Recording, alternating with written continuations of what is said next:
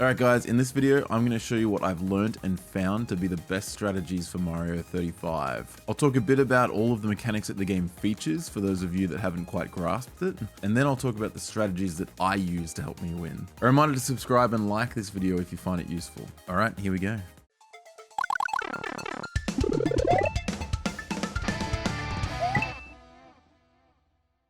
The timer is what encourages players to keep moving and destroying enemies. Early in each game this isn't terribly important because the timer counts down quite slow, but as more players are knocked out and the timer increases its countdown speed, you're going to want to make sure this number's up. You can gain time by defeating enemies, collecting mushrooms and fire flowers when you don't need the power up, and clearing a level. There are some clever additional ways to get more time though. Combos are the most efficient way to increase your time.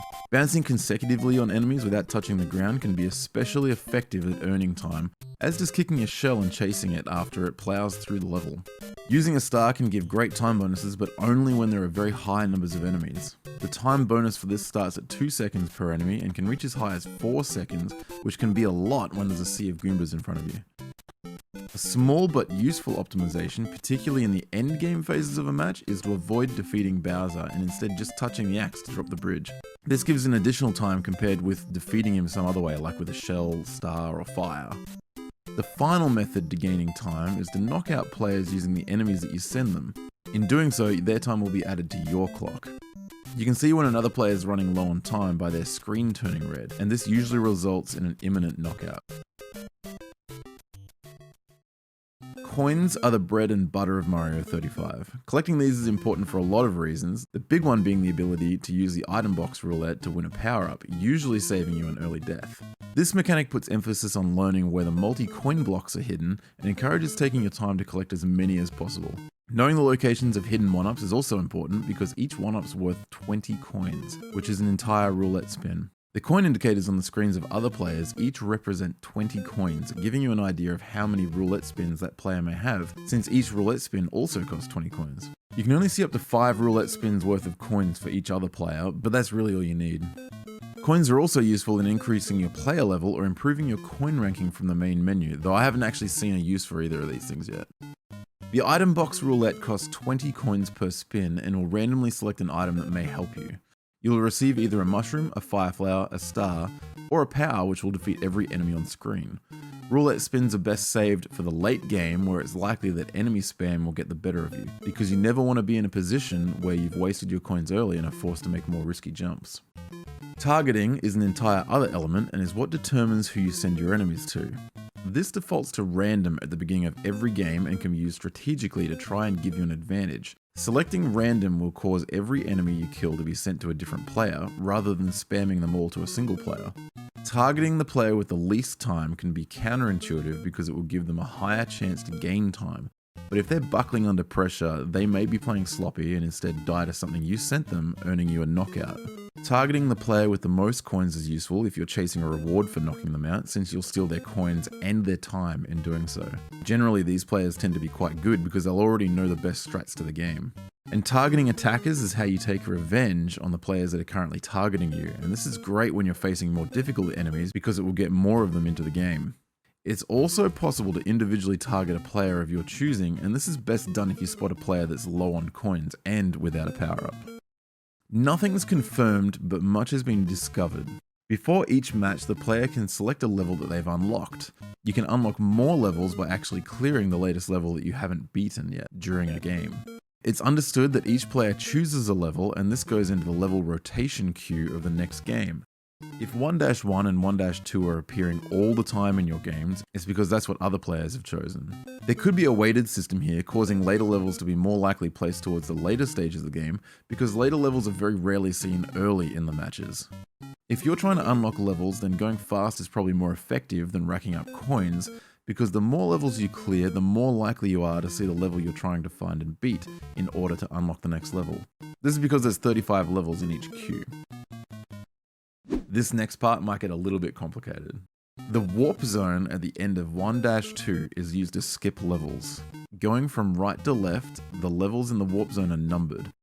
Think of them as a queue system. You beat 1-1, your first level, and you made it through 1-2, which was your second level, and you decide to go to the warp zone. Instead of letting you pick level 3, which would have shown up if you beat the normal exit to 1-2, you're instead given the choice of going to level 4, 5, or 6 in the queue, with the far right pipe being level 4 and the far left pipe being level 6. This means you can jump through the levels much quicker in the hope of finding the level that you're trying to unlock. However, in doing so, you're also skipping the normal exit to 1-2, which may have taken you to the level you chose, and consequently you miss seeing it. Chances are, if most of the levels the other players picked are in the early part of the game, then your level's going to show up somewhere after around 20 levels deep into the queue. Remember, that doesn't mean you have to beat 20 levels during the match, you just have to warp ahead to around the 20th level in the queue, as quickly as possible to boost your chances. By visiting the warp zone, you can also see a preview of the level order that you would have got anyway, unless you pick the far left pipe, which is already the highest level that you can see ahead. Alright, so this is my strategy for winning. Collect coins early. The most important thing to realize about Mario 35 is that this is not a race, it's a strategic game. Collecting as many coins as possible in the early game sets you up to become the target of other players, which is what you want. Many players will target the player that has the most coins in the hopes of knocking them out and receiving their coins and time bonus. By doing this, you can end up becoming targeted by 7 or so players very early in the game, which is a great time to set your target to attackers. This means, for example, that every enemy you kill will be multiplied 7 or 8 times, since you've got 7 or 8 attackers. If those 7 players continue to target you and kill all of the enemies you sent to them, then you'll get 7 times as many enemies back into your game as you sent across, which means you're multiplying enemies very quickly.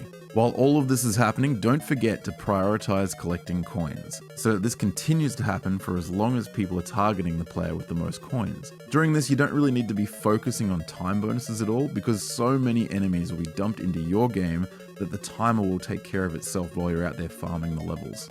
1-2 is one of the easiest and most clustered levels with coins. Take your time to hit every coin block, collect the 1-up, and grab the coins from the hidden pipe because these all add up very quickly. I recommend using the star near the beginning every time because if you're being targeted, then you can gain a stack of time by killing everything that comes your way. I also recommend heading to the warp zone at the end of this level because usually you can dive straight back in and do another lap. This is arguably the most efficient level to farm coins. When the timer goes red for all players, it counts down fast. When this happens, it's usually a good idea to abandon collecting coins and aim for clearing levels instead. Every pipe transition or vine to a secret area will cause a pause buffer on the timer, which can save a lot of time too, so keep that in mind. Arguably, it may be more effective to create pause buffers by taking damage too, since the timer stops counting down every time you take damage. This can be done by finding a power-up, say a fire flower, then deliberately taking damage twice before you collect it. The 15 seconds you gain by hitting the block and collecting the power-up may not be faster than pause buffering by taking damage, remembering that the timer is going down extremely quick at this point. This probably needs to be looked into a little more deeply though. This is the strat that I use virtually every game and has proven to be extremely consistent as long as I play well. The pits are the most deadly obstacle, and some matches I might be faced with other really great players that turn the game into an endurance match where a small slip up is all it takes to lose the game. What do you guys think? Do you have other strats that I didn't think of? Let me know in the comments because I'm always looking for more ideas to make my opponents work harder.